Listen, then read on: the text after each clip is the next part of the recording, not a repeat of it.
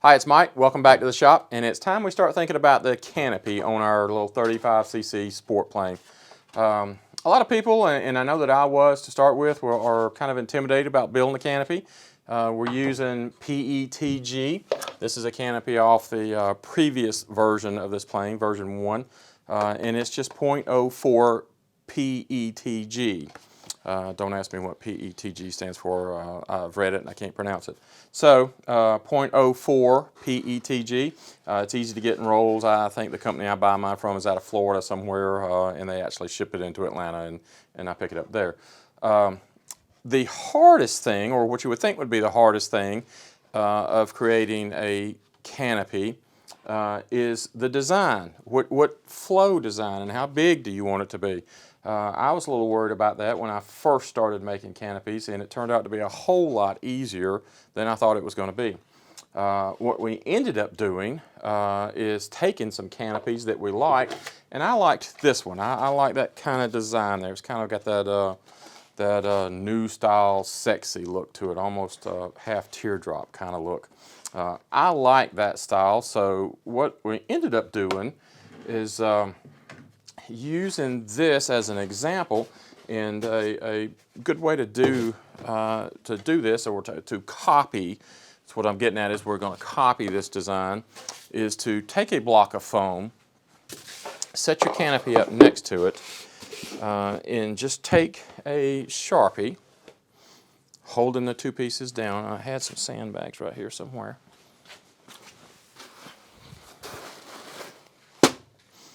And then just hold this piece down, take a Sharpie, hold it level across the whole trace, and just trace it out. And this is going to give us a general shape of that canopy.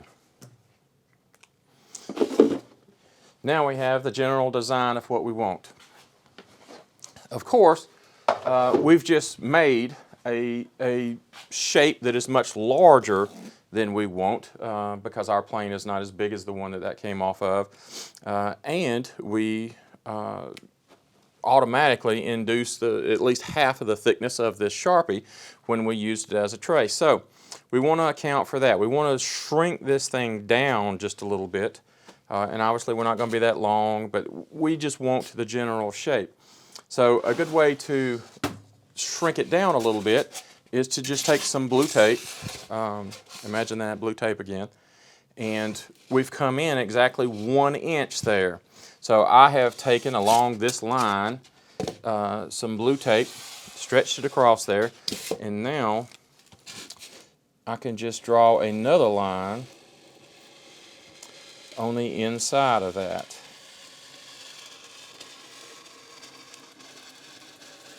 The full length. And I'm got a little bit of extra tape in the way right there. We'll just round that over. I'll hand draw that in to get that little curve right there. So now I have a little smaller version of the shape that we started out with.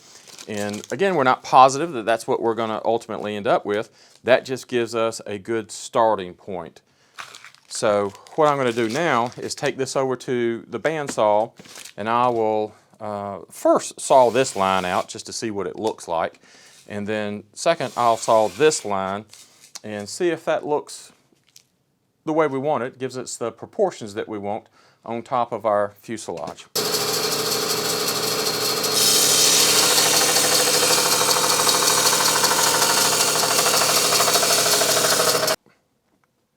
Okay, so now that we've got our general shape, our very basic outline and shape, we need to start refining it down. And the first thing that we need to do is get our length right. So that looks about right there, and our base for our blank needs to come back on the fuselage a good bit more, probably 2 inches, 1.5 inches or 2 inches past where our target area for our ultimate canopy is going to be. That just gives us some wiggle room back there to cut off. So this is our blank, and all I've done is taken a piece of MDF and cut it on the table saw to the width of our fuselage, and the length is, I don't know, 1.5 inches, 1 3/4 past our target area there, and we'll just cut that off as scrap later on from our final piece.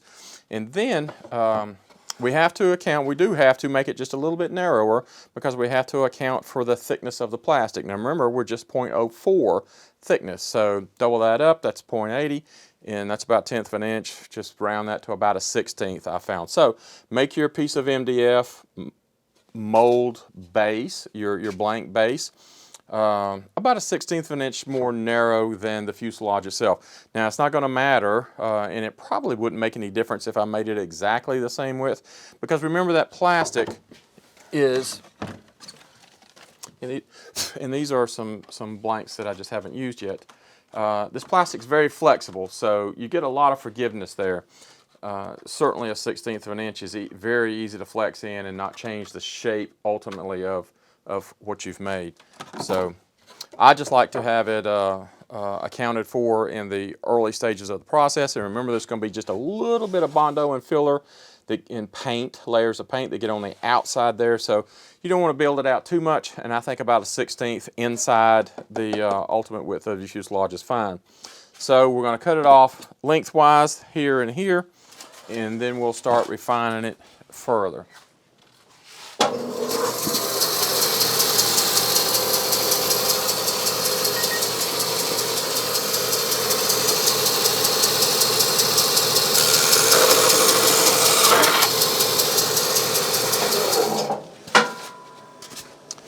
And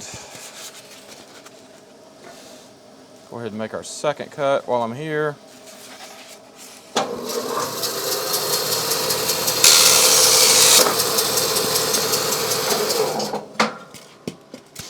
All right, now we're getting a little closer, and you'll see that it goes pretty quick. Once you start making these cuts, this process starts to move right along. And that looks pretty darn good. And let me compare that to the previous version. Remember, version 1 of this plane was just a little bit smaller. Remember, it was narrower and about an inch, 1.5 inches shorter.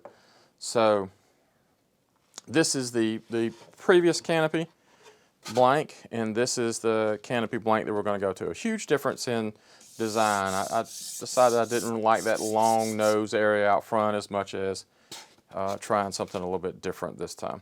Which ultimately we may refine this a little bit more and come back a little bit. The more I look at it, may want to do that. And again, that's the great thing about working with foam, is if I get to where I don't like that, all I have to do is just trim it out, and it'll be fine. So the next step is to cut it to width. So what we need to do now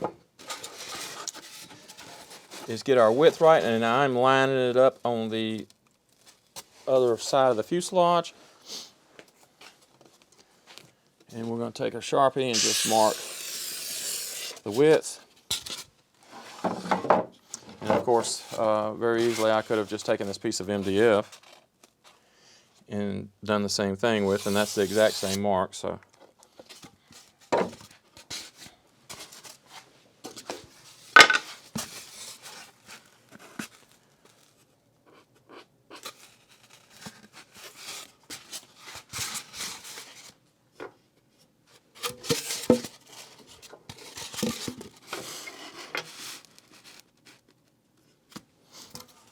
put some glasses on so we can see.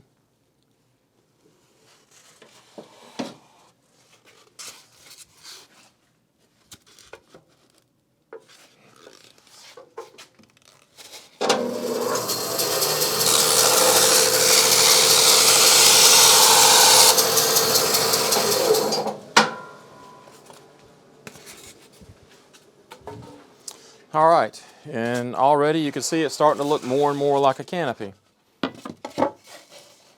And I'm getting to the point where I think I do want to come down a little more right in here.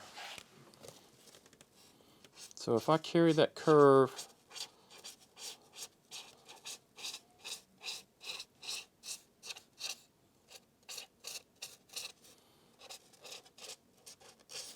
more like that. It gives us less of a slope on the front. Let's try that and see what it looks like.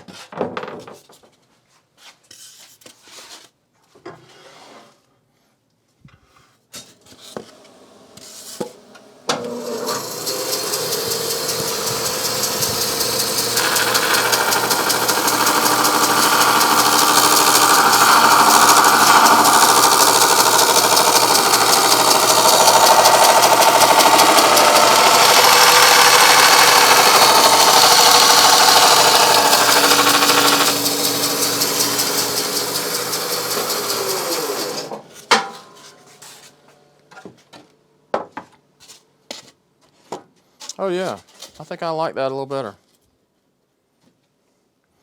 All right, so now we've got our width right, and I have just enough on the outsides that our plastic can go on there.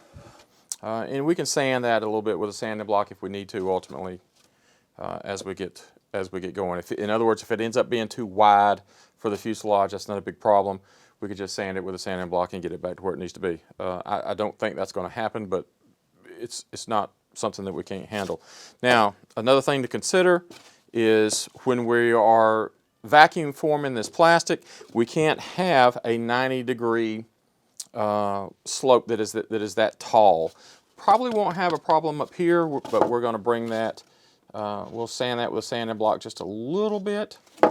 But back here on the back, that's way too much. So we want to make sure that we don't get beyond our area that we're going to be working with. Our target area is right here. Remember, our canopy needs to end about right in there. So we're going to put just an angle on it right here. And what that does is it helps the plastic come off of the mold better. If you look at this one here, you can see that it just goes down in the back. What you don't want to do is have it either 90 degrees, which makes it a little bit tough. They'll still come off, and you certainly don't want it to go back in, because once you do that, your plastic has captured your mold. Which, don't worry, we will go through all of that later on. But in the design process, or in making this blank, that's one thing that we want to do. Make sure that we have this built in. Now remember, the ultimate final product and I thought I had it sitting right here, this piece gets cut off about right in here somewhere. So, and then the turtle deck comes up and mounts to it. So all this is scrap, and it doesn't make any difference, and this piece up here gets cut off as well.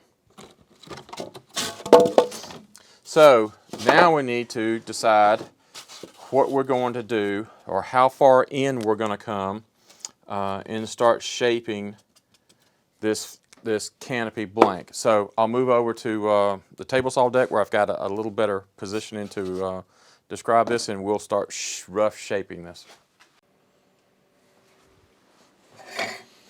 Okay, so we've got our very basic shape cut out, and we're ready to do a little bit of refining here. So the first thing we need to do is establish the center line, and this thing happens to be 4 3/8 wide, so 2 3/16-ish, round in there. And I'll just transfer this center line all the way down.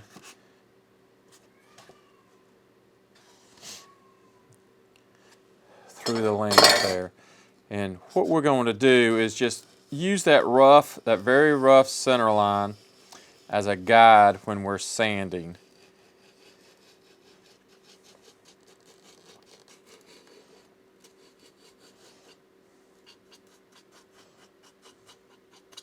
There we go. So we have a very rough, and it is rough, center line that runs pretty straight down through there. Doesn't have to be exact by any means at this point. So that gives us,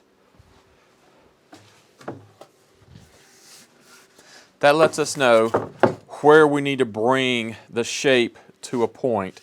And that's exactly what we're going to do. So when we look at our the design that we're trying to copy, we need to decide how sharp we want that shape to come around. And again, this is a lot easier than you think. Once we start shaping this with some sandpaper, or even if we do a little bit of shaping with the bandsaw there, which I'm torn. We may try some with the bandsaw. We may just try it with the sandpaper. Let's touch it right quick. Turn the fan on.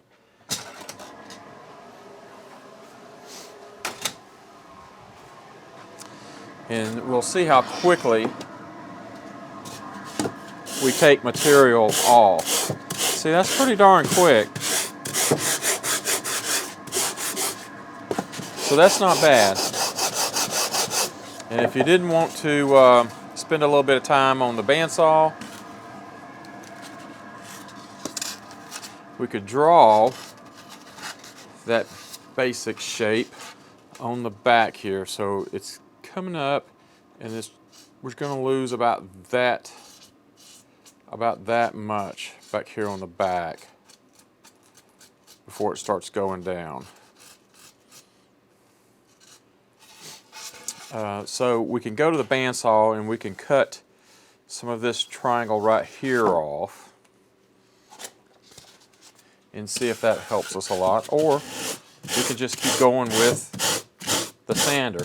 And it's so fast that a lot of times I just like to do it like this. But we'll see what the bandsaw does.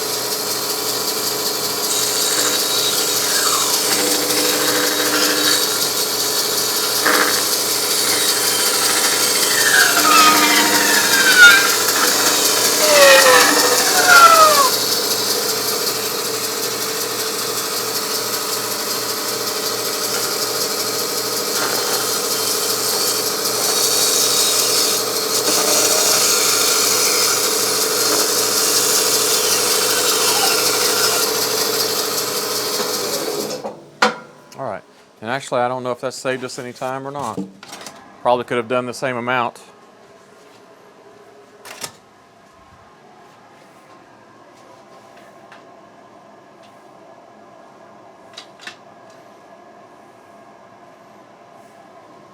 So we probably could have done the same amount of work there with the sanding block.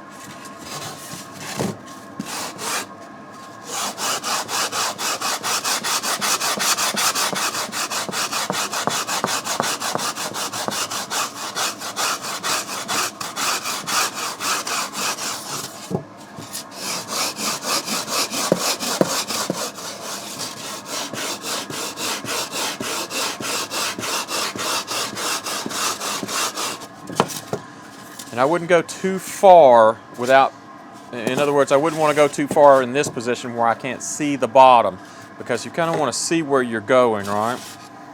I can see that this side needs to come down a little bit right here, because when I look at both sides there, I can tell that.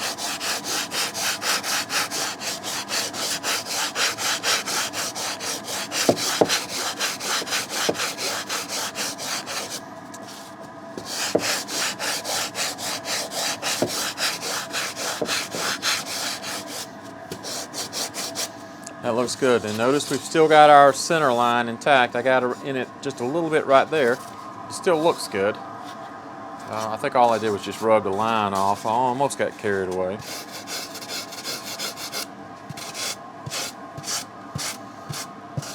And at this point, I'm just smoothing out any bumps that I see.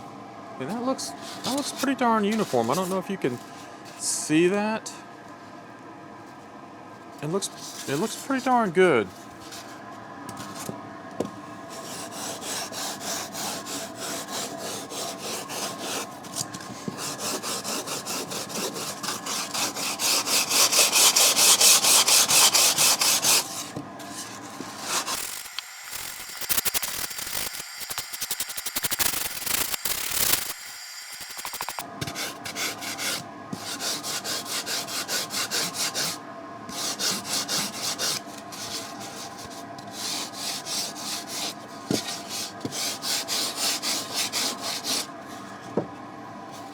All right, now what I'm doing is just looking down and see if I see any humps, or if I see an area that doesn't quite match. Like this right here appears to be a little bit higher than that side. Obviously we can't bring that side up, so we're going to bring this side down just a tiny bit. Doesn't take much. And that looks pretty darn good. Now all of these divots in the foam, and this is again 1 pound foam. I think next time I'm going to try 2 pound foam, which is a little more dense than this is. But I think that the 2 pound foam will pull less of these divots out. Doesn't matter, because our next step is going to be to put just a little light coat of epoxy on this, and that will protect it from the Bondo that we're going to put on later. I think that there are types of Bondo out there that won't have a problem with the foam, but I have tried some Bondo brands that don't like the foam, and it melts in a couple of areas. It's not bad, but it will melt. So what I found is I put a light coat of epoxy on there, just brush it on, and that kind of protects the foam from the whatever the chemical is, the solvent is in the Bondo that wants to not play well with the styrofoam.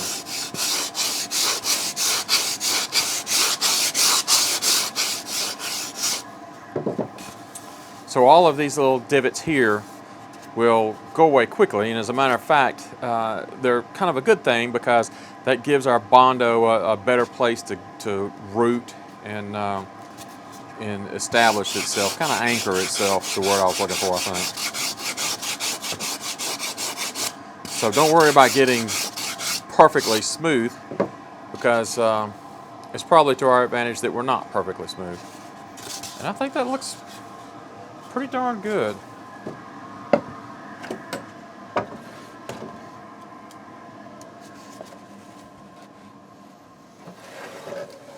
Now, obviously we will bring this down just a little bit when we're cutting our plastic piece. So it's sitting high on here now. But I like that general shape. And it's actually going to come down to probably about that height right there. By the time we're finished, it'll be about right in there. So I like that. The turtle deck will come back, and I think that's going to look pretty good.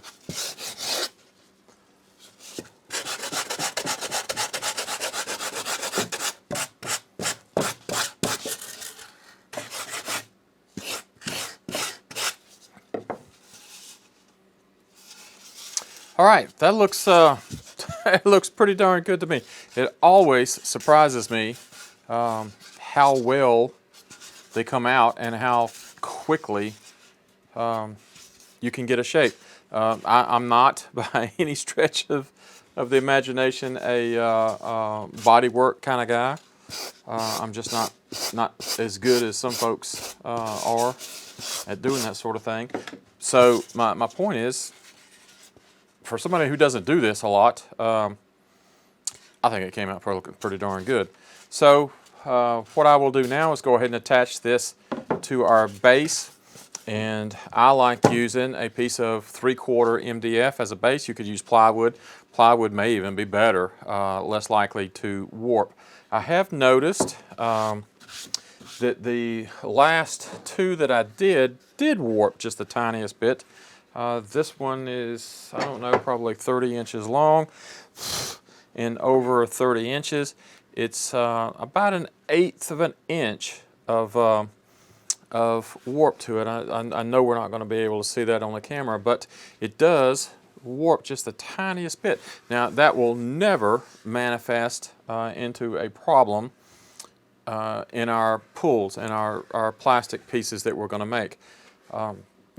Because we cut the last probably 3/4 of an inch, almost an inch off of our plastic part once it's made. In other words, here's an example of the plastic part. We cut way up here, so the fact that it's 1/8 of an inch shorter here than there doesn't make any difference at all, and you will never see that up here because, of course, it's ramp shaped. So that warp isn't an issue. I'm just a little curious why it occurred. It may have actually been in the board before I put it together and I didn't notice it. So I paid attention when I'm using this piece of MDF. This one's perfectly flat, and MDF usually is flat unless it's been allowed to get wet. So I think what I'm going to do in this case is put this piece here, just glues on top with 5-minute epoxy. Just to glue it down and give it some rigidity. We don't want to really be messing with this a whole lot now that we've taken some meat off of it up here. We'd hate for us to accidentally break it, you know what I mean? And that will give us some rigidity when we're putting the Bondo on. So I will go ahead and put this on with 5-minute epoxy. I think what I'm going to go ahead and do is just put a little rib down through here. It'll have to be short enough that I don't know, probably a 1/2 inch up here, and then I can come up to an inch or so back here. Just a spline down the back of this. I'll just CA it. Probably use a piece of 3/4 epoxy. Cut it on the bandsaw, and I'll just CA it there and put a corresponding notch in the bottom of this so it can just sit on it. And maybe that'll keep that from warping. I haven't decided for sure if that's what I'm going to do or not. It's a lot of work for something that may not even be a problem. It may have already been in the MDF when I put it on there, so still divided on that. But the next step is to put epoxy on here, and I will meet you back when we get ready to do that. So we got our Canopy blank sanded, and I think sanding it with the sanding block with probably 60 grit or 36 grit is probably the way to go. Bandsaw is probably going to be a little more aggressive than we want to be, or than most people want to be. So I would recommend either a filing rasp or a big sanding block like I use these here with 36 grit. This is I think 60 grit, which is probably a little tame for doing what we want to do. So I would recommend 36 grit and go from there. And it really does go a lot quicker than you think it would going to be. And if you put the center line down here, it shapes a whole lot easier than you would think you're going to be able to. I am pretty confident that you will surprise yourself how well of a job you do. So I did video putting the first coat of epoxy. I just used West Systems epoxy, and I put a little bit of red dye in it so that I would know how evenly of a coat I've put on. You're used to seeing me do that now. But for some reason I didn't select the volume right, so we will film putting the second coat on there, and there's nothing to that. All I do is just brush it on with one of these little disposable brushes from the big box store. So what I will do now, since there's a lot of little foam grit that comes out of the foam from sanding that gets stuck in the epoxy, what I'll do now is just take a piece of 220 sandpaper and just gently knock that down. And all we're doing is taking the largest, highest parts down. We're by no means worried about getting smooth. We just want, like right in there, there's some stuff that stands up that kind of catches my skin. We just want to take that down so that it doesn't stick out of the Bondo as much as, or any more than it needs.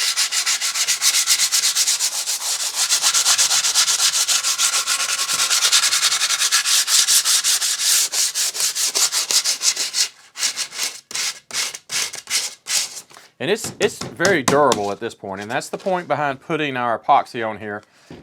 It doesn't have to be here. I know that there are kinds of Bondo or filler, whatever type of filler you want to use, that are foam safe. It's just the filler that I've been using doesn't really play well with the foam. It will cover like 90% of it fine, and then I may lose about an 1/8 inch in an area probably the size of a golf ball here and there. So it's not bad, and it's, even if it does melt it, it's not that big a deal. The next coat will take care of it, and it's sealed by the previous coat, so that's not really a problem. But I found that putting the epoxy on there protects it, and it makes it a lot harder shell as well. So that's what we really want, because remember, a lot of the areas our Bondo is going to be real thin. So we want this mold to be as durable as we can. We're not worried about weight, obviously, because it's not a flying piece. We just want durability and accuracy. The accuracy we've got down, I think that looks pretty darn good. So all we're doing now is adding a little bit of durability. And it only takes a minute or two of just rough sanding to get these little pricklies sanded down. And you can see that it turns it a lighter shade of pink because of the scratches on it. And then just feel, oh, might be one right there. I got it. And a little bit of a high area right there.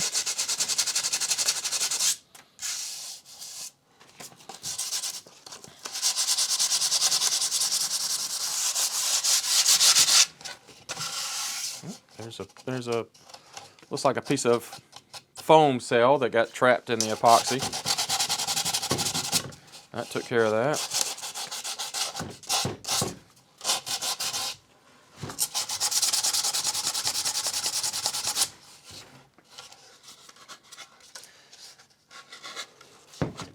And I think, since I cut it off flat back here, I think what I'm going to do is go ahead and cut this angle right there. And that way my second coat of epoxy will just cover that good. So let me do that right quick.